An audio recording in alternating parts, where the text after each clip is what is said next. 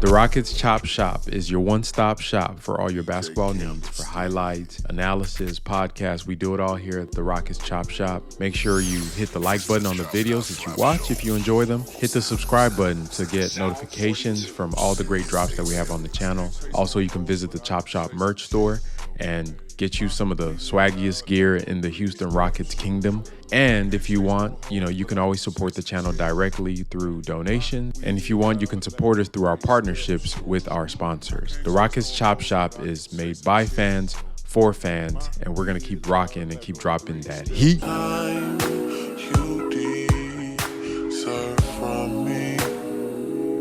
This is something I know.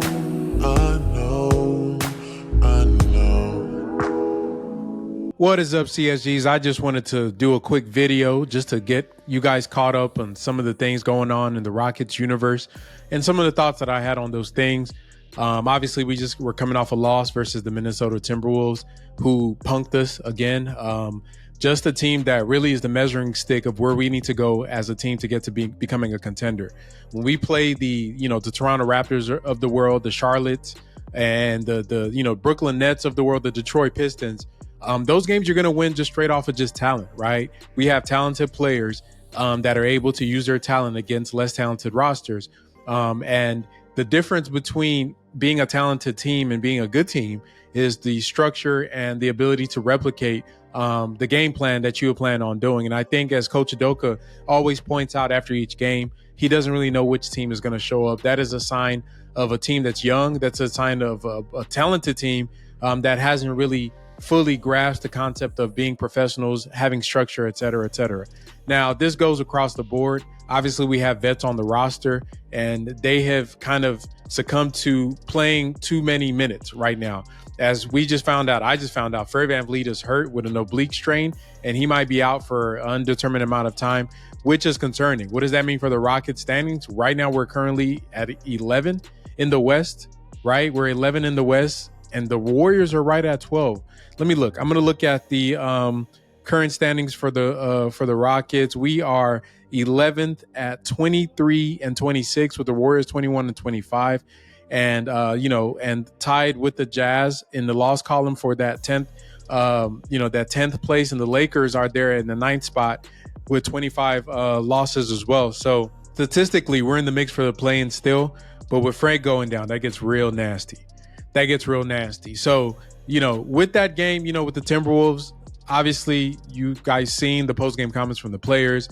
There was a little bit of controversy, which I thought was big cap, about people tripping out by what Jaylen said. He diagnosed it correctly. The team does need to play faster against those bigger teams that like to pack the paint.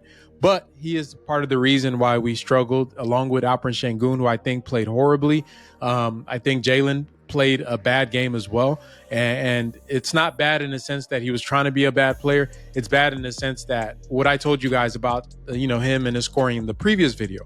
What I said in the previous video, for Jaylen, learning how to drive to the basket is step one, right? He's just taking those shots, driving to the basket, getting to the rim, being aggressive in that way. But that kind of disguises what the root issue is, which is him leveraging his skill set against the defense. I think of him like a kid that's learning how to do stuff one by one. Like, he's learning how to drive now, so he's going to spam that until he learns something else.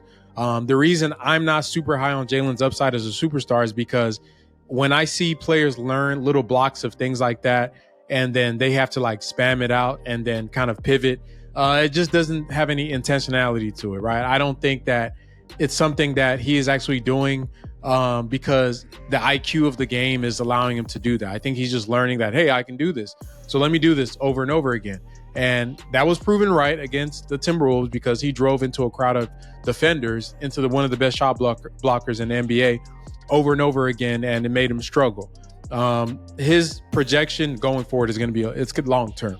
Like with Jaylen, you got to be vested in for the long term, and we'll talk about that in a second. And for me, I'm noticing when Alp isn't doing well offensively, the defense struggles a bit, and I don't like that. I need him to be able to be on if your offense is struggling, you got to be able to do it on both ends on a nightly basis. These are the things that come with being the best player on the team, and he is our best player. There is no doubt about that. He needs to be better, but it's really, really hard to be better when your team is the worst shooting team in the NBA, going against one of the biggest teams and the team that likes to pack the paint. And ultimately, that's what lost the game for the Rockets. Their game plan of, driving the ball that worked against teams like the Raptors with no rim protection and other bottom tier teams just doesn't work against teams like this, right? That have that. So what do you have to do to break them out of it? You got to get feet in the paint, kick the ball out to shooters.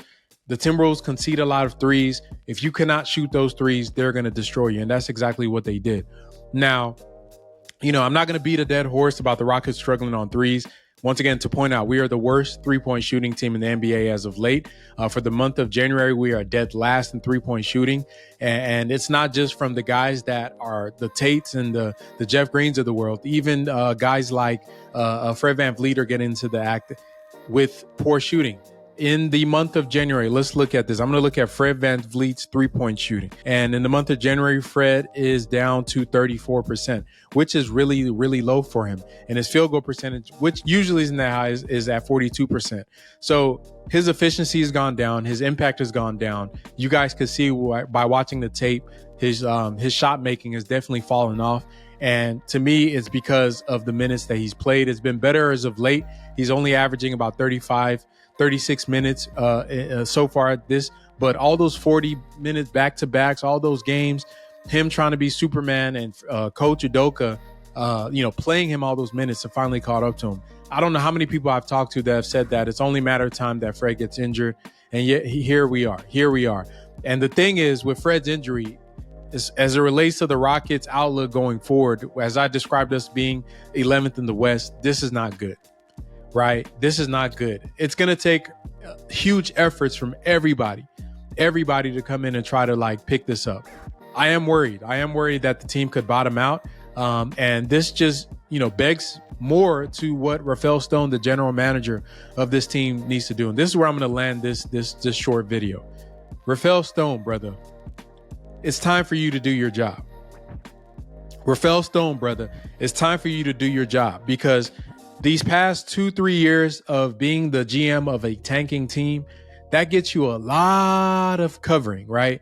If guys don't pan out, well, it's a bad situation. They don't win games, is a bad situation.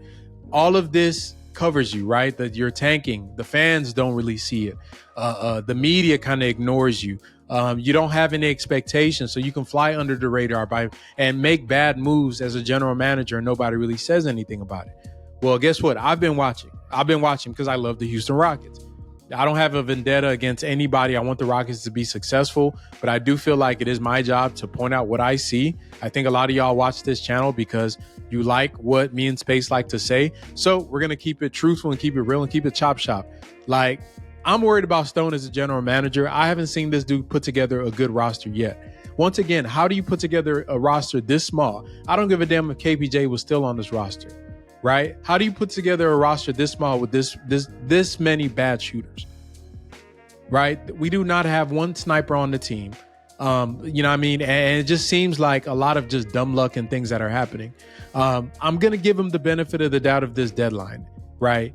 This deadline to me is the layup for the Rockets. This is the easiest thing they're going to do in this rebuild as it relates to when it comes to the phase 2 and going forward from here, because everything from here are decisions that are going to impact the organization for the next half decade or more, right? So this deadline is the easiest one. Just fill the holes that you need. You need a backup big. You need some shooting. Maybe you can sneak in some ball handling. To me, the best way to start isn't wasting Victor Oladipo's contract on Steven Adams, who's slated to give you 20 minutes a game next year, right? Not a priority need. Right? Another drop big is not a priority need, right? You could have achieved getting a big man, another tough guy, big man, a guy to all that vet stuff. You could have brought it in. Love Steven Adams, but not the top of the priority, right? That salary that, I've heard people say they're going to use it for, it creates a blah, blah, blah. I don't care about all that, bro. Build a roster. There's always an excuse, some 5D chess stuff that the team is doing to kind of explain away, to me, bad decisions that they're making about actually building a basketball team. I don't care about a TPE or all this crap if you can't put together real players that are going to play together and actually win games, right? So, Stone, put it together. This team should not be in the lottery. even with Fred VanVleet's injury. This team should not be in the lottery. There's a lot of, to me, they don't have an identity yet. They don't have an organizational, let me put it like this. They don't have an organizational identity as to what they're going to do. And it makes sense, right? It's a young team. You have a lot of undeclared talent, meaning they haven't really said, I'm the guy. Şengün has taken a big step forward and saying, I'm the guy. A lot of the other guys have not yet, right? You see flashes here and there, but as time comes on, the clock ticks. It ticks on Jaylen Green, right? And that's why he's the topic of a lot of trade rumors. I just saw one that was saying that the Bulls called with Zach LaVine. Like, hell no, we're not doing that. But that the Rockets have offered his name amongst other wings in the NBA. So obviously there's something there. To me, where there's smoke, there's fire. I've heard it from multiple sources, multiple media outlets, and multiple reporters that are very credible. I know Rockets fan want to explain everything away as some nefarious thing the media has against Houston. It's not, okay? It's a dirty world in the business side of the NBA, and this is what Jaylen Green's about to encounter, the business of the NBA. The business of the NBA is the same thing that got Daryl Morey and James Harden to fall out. The business of the NBA is what gets star players traded from their teams once the opportunity comes. The business of the NBA is what fires coaches that are winning. It's a cold world out there, right? When it comes to these NBA streets. So I'm not surprised if the Rockets are shopping Jaylen Green, because one of the most important factors that drives decision-making at that level in the C-suite is self-preservation. Self-preservation. And if this team goes to the lottery, the next thing that should go is Rafael Stone, right? If this team ends up being a lottery team this year with using $60+ million in cap space, and you still can't put together a team to just achieve your base outcomes of, making a play-in tournament and giving your young guys time to kind of get that experience and playing there, then I don't trust you for the other stuff. So Stone, this is on him. This is going to be a Rafael Stone. This is his playoffs. This is the NBA Finals for Rafael Stone. But this is the easiest one, because next year you got to pay JG and Şengün. What are you going to do then? If you can't go get us a backup big right now, if you can't go get some shooting, what are you going to do then? So I'm calling him out. Like, bro, you got to show us something. Show us something. Show me something, right? I want to see it.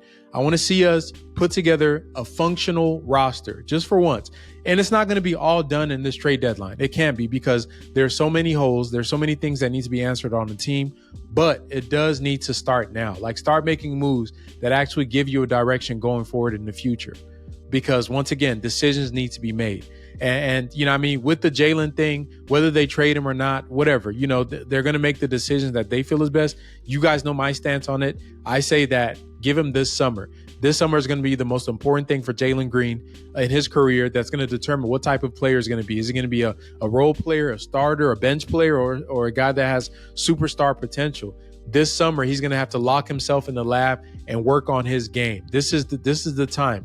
All his career is going to be pivoted on how he performs coming out of this summer, this offseason. So I want to see that, right? Because what I would hate is for Jaylen to be given up on too early before he gets a chance. But the flip side to that, for those who do want him traded, is because they understand the business aspect of the NBA. Usually you can have all the potential in the world till it's time for me to pay you money. And the Rockets are in this kind of it's kind of a tension that they have going on here with the Jaylen situation. The situation is that you have JG and his potential talent. You have the clock of having to pay him money and make decisions on what type of player is going to be. And then you also have the expectations of winning. And all of these are in conflict with each other. Potential talent is in conflict with paying a guy money, because you don't pay guys on potential, especially if they haven't really shown you the consistency that you want to see.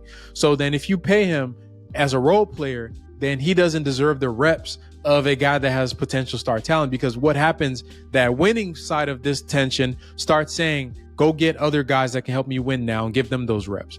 So it's kind of a weird kind of a triangle that they're in right now, that they have to make a decision on, because if you're going to go forward with Jaylen Green, you're going to have to be committed to seeing him through this at least till next year, right? And what does that look like? What if you get to the trade deadline next year and we're 23 and 26? What are you going to do at that point, right? Does that make you want to trade him even more? These are hard decisions, but to me, the decision right now for the Rockets, easy. It's layup. Just get some depth on this team. Give these dudes a chance to make a play-in. That is the most important thing for me. The reason I say that is because I want to evaluate all these players on the highest stage. I don't want to pay anybody a dime until I can see how well they perform on the highest stage. Once again, we understand the issues of the past, Steven Silas, et cetera, but welcome to the big boy world. This is what happens.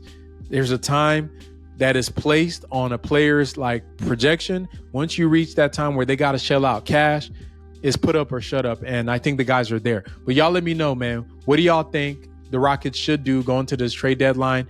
I've heard rumors of them trying to go all in on a big player. I've heard some stuff about, just getting a couple role players here and there. I've heard some crazy trades. I don't believe anything till it happens when it relates to Rafael Stone or the Rockets. Obviously, he's a lawyer, so he's going to say anything that makes him covered. Like, even if it happens, he's covered. If it doesn't, so he'll say like both, he talks what they say. He talks out both sides of his mouth. But y'all let me know. What do you think the Rockets should do? Let me know in the comments and in the chat. If you're new to the channel, hit the subscribe button. If you like this video, hit the like button. Keep rocking with the Chop Shop. We gonna keep dropping that.